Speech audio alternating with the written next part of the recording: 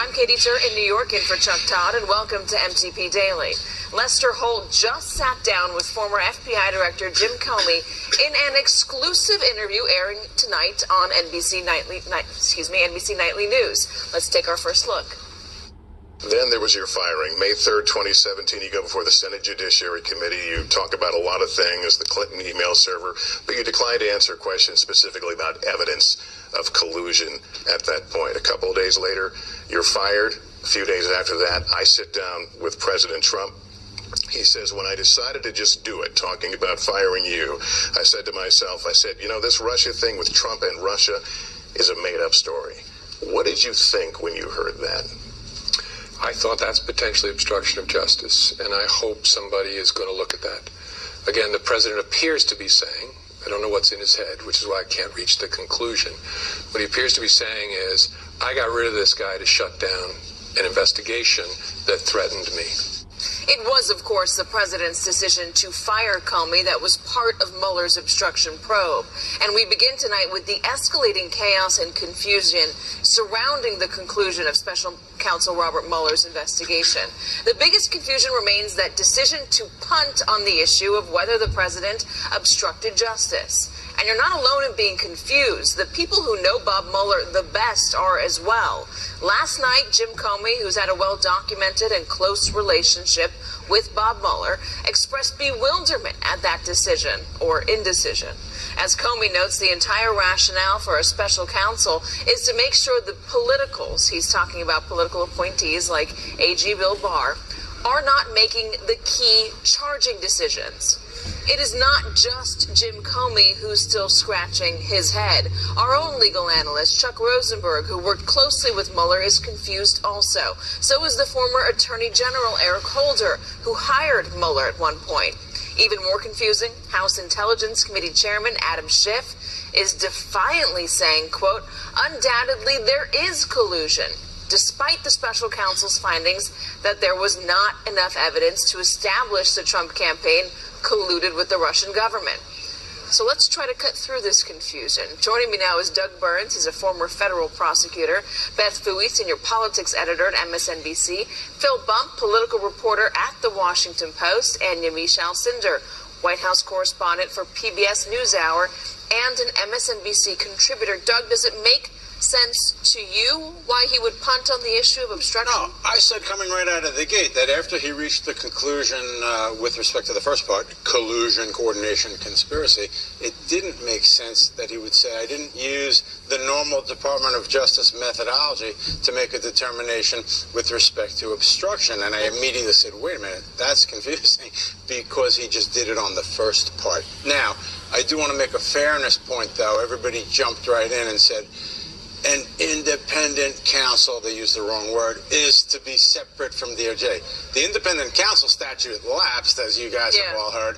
This is a special counsel who works with and under the umbrella of DOJ. I'm not intending that politically. I just want to lay out the law on that so it makes it less, oh my God, these political people decide this. But nevertheless, it is correct to say, wait a minute, why didn't he make that decision? Why did he let Barr do it? Especially considering, and that's if he was intending to let Barr do it. Right. Especially considering the way Barr came into this position. He sent the president that long memo outlining what his views were on executive authority and what his views were on his ability to fire James Comey. Given that, it shouldn't be surprising, I guess, that Bill Barr was going to make the determination he did. No, that's true. Yeah, we sort of, had you been asked to predict what he was going to do after having seen that memo he sent to the Trump administration, you might have come down along the lines of, well, I don't think he's going to suggest that Donald Trump committed obstruction. Now, that said, his letter still left open the door. It's not as though his letter said, he included, for example, that quote from Mueller in which Mueller says, I can't say one way or the other whether or not there's enough evidence that this actually happened. He included that in there. He could have shut that door more firmly. He could have said Mueller didn't decide that this reached the level of something that, could be charged. He could have said something along those lines. He didn't. Therefore, we're having this conversation. Why don't you think he did? I think because he was acting, honestly, I think he was, Robert Mueller didn't reach this conclusion. I think while Attorney General Barr and the Deputy Attorney General Rod Rosenstein clearly believed that this didn't necessarily hit a particular threshold or wanted to make that argument, they still were acting in good faith and saying, here's what Mueller actually said. I wonder how much James Comey's behavior with our decisions surrounding the Clinton investigation factored into whether or not Mueller felt comfortable making a determination of this on his own. Right, because as we all recall, it seemed peculiar at the time and seems explosive now that Comey would determine that Hillary Clinton, using a private email server as Secretary of State, there was no evidence to support a criminal charge of obstruction or that there was a criminal action behind using that private email. However, he still stood up at that press conference and ticked through this long litany of her apparent misdeeds, saying that she had been extremely careless in using the private email server. That served up a whole lot of political fodder that her opponents, including President Trump, were able to use against her going forward. Now, obviously, Mueller did not do that, but who knows what is contained into that report, which offers similarly sort of evidence of things that President Trump did that did not lead up to the conclusion of a criminal prosecution, but were still very sketchy. I wonder if what we're going to see in the report is much of what we saw in that news conference from Comey, which is laying out everything that was there, and then Comey ending it with saying that she was very reckless, Clinton was very reckless. Is Robert Mueller saying he didn't commit a crime, but I can't exonerate him?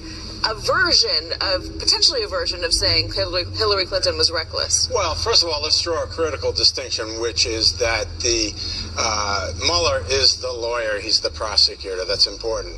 Comey was an agent, okay, and you heard people wiser than I saying over and over again, agents don't make that decision. But to your question, I find it endlessly fascinating as a trial lawyer, seriously, that you're going to get in these distinctions of did a person do a crime? That's one thing. Is there any evidence of it? That's another one. Is there evidence that rises to probable cause and beyond a reasonable doubt? And it gets mixed together very often in the political discussions, and I really do find that interesting. But again, it's pretty much an open question, and these calls, from my straight legal vantage point, these calls, we have to see the report. I felt that was less salient, critical, important on the collusion, but it's definitely warranted on the second part. On obstruction. Yeah. So let's talk more about the examples we had. And here's one, Yamiche, that we haven't been talking about in a while, but has come up today. And this is Donald Trump drafting Don Jr.'s misleading statement about the Trump Tower meeting. Mark Corallo, who used to be the legal spokesperson, the Trump legal team spokesperson, was on a podcast describing the day that Hope Hicks and the president called him to discuss Don Jr.'s statement. Let's listen. The next day I was home and the phone rings again, and it's the White House, and I pick it up and it's Hope, and she says, hold for a moment for the president. I'm like, great. Now they're both going to rip into me. So they both start to sort of lay into me, and he's laying into me for who approved this statement. I said, Mr. President, please talk to your lawyers about this. Don't talk to me about this. Talk to your lawyers. The idea that a 20-something press aide would put the President of the United States on the phone to talk about a federal criminal investigation without his attorneys on the phone to protect the privilege, and that the President wasn't aware of it, was just astounding to me and terrifying. Yamiche, there are so many examples just like this. There are a lot of examples, and essentially what I think is why people are still kind of confused about the special counsel's decision not to make a decision on obstruction of justice is because there was all this behavior that people thought just on its face looked like collusion or looked like obstruction, or at least people wanted to know what exactly is this behavior. If it's not obstruction, is it just reckless? Is it negligent? I'm also very interested in kind of what are the details of which Mueller wrote about. Yes, there's this idea that he says he's cleared of collusion, but I think when you think about the way that the president was acting and the people around him were acting, it's clear that they were definitely lying at some parts. It's clear that the president dictated a statement and said that his son went to meet this Russian official because of Hillary Clinton, and instead of talking about Hillary Clinton, it was because of Russian adoption, when we know that that's just not true. So I think that it very much is interesting, and it's critical that the report be made public because of that. But of course, it's also the reason why the president might not want that to be the case. And Sarah Sanders has said that there might be executive privilege issues. There might be a protection of the presidency as a whole that needs to be taken into account. So the White House, at first, the president, of course, was saying the report should be made public. And now we're seeing the White House kind of walk that back. And it might be because of those kind of details. Does the White House see this as an expansion of executive power? Here's what Peter Baker wrote today. Mr. Mueller's decision to not take a position on whether Mr. Trump's many norm-shattering interventions in the law enforcement system constituted obstruction of justice means that future occupants of the White House will feel entitled to take similar actions, more than perhaps any other outcome of the Mueller investigation. This may become its most enduring legacy, that the president can, Yamiche, go after anyone he wants in any way that he wants. He can make calls to get angry at the Attorney General for recusing himself. He can make calls to the acting Attorney General to get somebody to unrecuse themselves. That there's no activity a president can take that can meddle with an investigation? Well, I would also add to the idea of, can a candidate now who's running for president, if a Russian official calls you up and says, hey, I have some opposition research for you, I have some dirt on your opponent, can you take that phone call? Can you take that meeting? Those are questions that Robert Mueller and other people we were hoping were going to answer. So I think that's why the really seeing the details of the report is important, because Robert Mueller could very well have written and said, look, the president, it's DOJ policy not to indict the president, so I'm not recommending that. And it's also that clear that the president maybe didn't collude in the direct way that made it criminal, but let's make sure that we know that no other president should take this behavior. Maybe he wrote that the president, even if, as he's talking about Michael Flynn and saying, let up on Michael Flynn, and telling James Comey, could he go easy on the national security advisor for who lied to the vice president and who lied about contacts with Russia.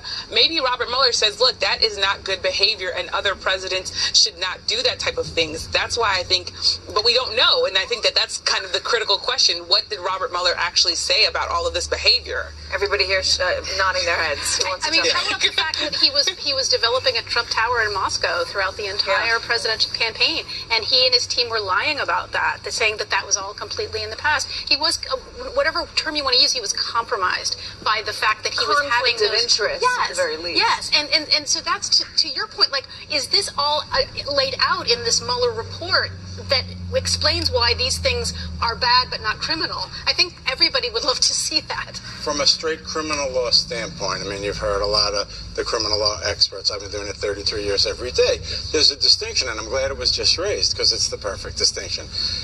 Many things are ill-advised. They're conflicts of interest, your exact quote, okay? They should never be done. They're inadvisable. They're horrible politically, but not everything's a full-on federal criminal offense. And I think it's important we separate out those two things, because, for example, when you say, and you've heard me say this before, Katie, can you see your way clear? You know, that's terrible, but it's not obstruction of justice unless it rises higher with corrupt intent, exchange of money, I'll get your kid or your nephew a job. So, again, it sounds political for me. That's legal. So is it important, though, just to get it down in writing from a special counsel? This is what we think of the behavior, so that it does set a precedent going forward for, as Yamiche was asking, laying out how a candidate or president is supposed to comport themselves. Yeah, I mean, I think unquestionably, and I think that this goes back to the point that was just made about how we've sort of created this whole legal political slurry of thinking about this, right?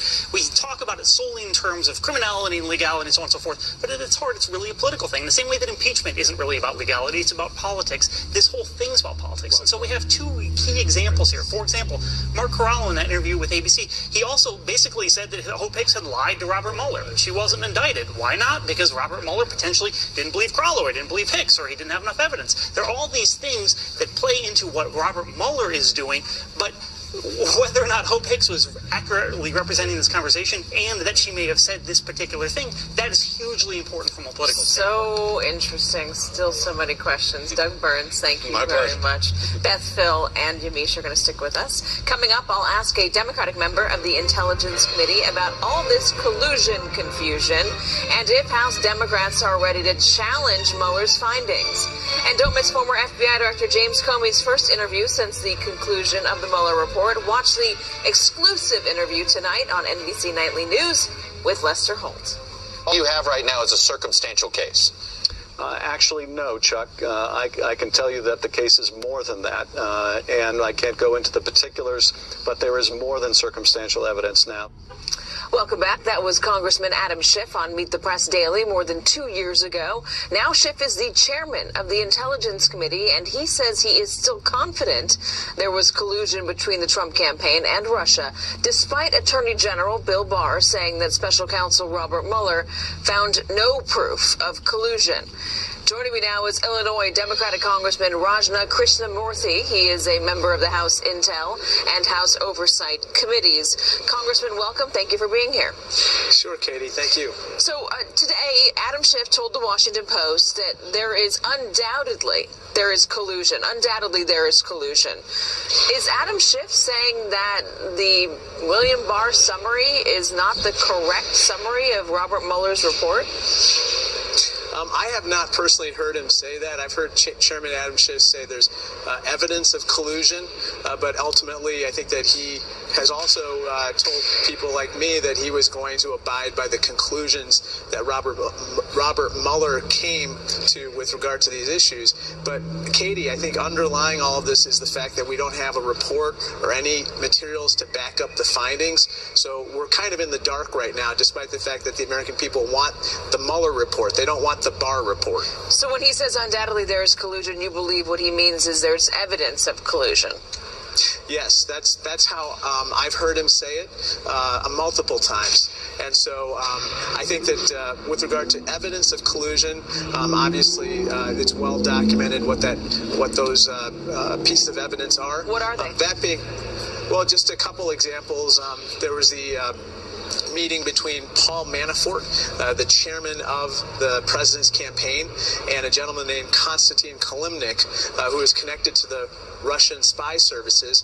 And in that meeting, in a cigar bar in New York City, of all places, Mr. Manafort actually passed private polling data to Mr. Kilimnik, and Mr. Kilimnik asked for relief from sanctions on Russia.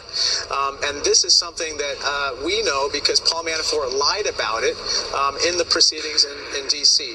This is just one piece of evidence. That being said, we need to see the report. We need to see what Mr. Mueller said about this particular instance as well as others. Bill Barr's summary says that Robert Mueller found no evidence of conspiracy between Donald Trump's campaign and the Russians. No tacit or explicit conspiracy. Are you saying that Robert Mueller might be wrong or might have been, or what are you saying? Yeah, I think what I'm saying is that there might be evidence of collusion, although put it all together. But if there's no evidence of collusion to rise to the level of a crime, what do you suggest is the remedy? Well, I think that one of the problems that we have is, again, we don't have the report, so we don't know, for instance, how does this bear on counterintelligence issues. Katie, this is a really important point that I hope that folks may already know in your audience, which is that our committee is charged with a mission which is much broader than what Special Counsel Mueller faced. Namely, we're trying to get at how do we protect our country, how do we make sure that 2016 doesn't happen again, and that in part goes to what are the ties between potentially members of our government and our foreign adversaries, and whether they might be compromised, these individuals in our government, and whether their connections are to an extent so secret that if they were divulged, they would embarrass the subject and therefore form a source of leverage for our adversaries. On that issue of counterintelligence, Adam Schiff to the Washington Post yesterday says this: we're going to continue our investigation on counterintelligence issues. That is the president or people around him compromised in any way by a hostile foreign power? Lining up with what you're saying, he adds, it doesn't appear there was any part of Mueller's report that they were discussing, we assume, counterintelligence.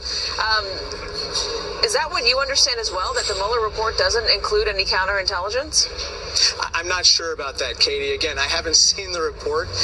That being said, there is a hope or presumption that Mr. Mueller would brief us or somehow inform us about counterintelligence matters that he came across within his investigation.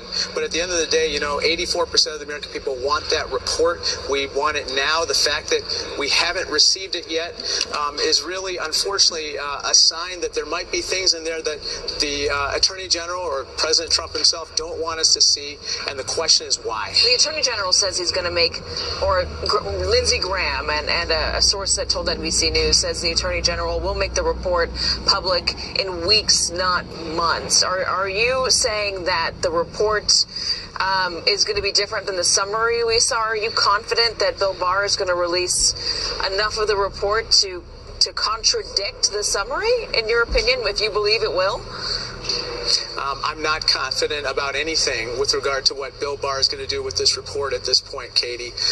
One thing that I am concerned about is that he himself may redact sections or share those sections with the White House and ask for their edits. And that would be really problematic, because the target of an investigation should not have input into redacting the report about that target. So we have a lot of concerns. Well, you don't know if the President of the United States was a target of the investigation. Well, we know that he was a target to the extent that the Barr summary had to clear him of criminal conspiracy. And so, therefore, the fact that he is mentioned in that way is why he's a subject. Robert Mueller said there was no conspiracy of the Trump campaign between the Trump campaign and Russia. Well, I think that certainly President Trump was a part of the Trump campaign. He was the leader of the Trump campaign, and therefore I think that he would somehow be involved as a target in that investigation, or at least a subject of that investigation. So are you saying you do not trust William Barr? I think it's not that I don't necessarily trust, it's that I want to see the homework. I want to see exactly what's in the Mueller report, and I want to see what are the underlying documents. You were magnificent this weekend, talking not just me, but all of our viewers and the country through this stunning breaking news. I couldn't take my eyes off you. It was amazing. Nicole, thank you. Thank you. We have an amazing team here to help us make sense of it all, and I had everybody I needed in place on Sunday to make it all make sense, and there's been a continuation of that during the week, and I'm always in awe of you, my friend. And thank you, by the way, for the maternity clothes. I remember wearing that on the same exact point in my pregnancy. I'm going to pass this down to Casey once I'm done with it.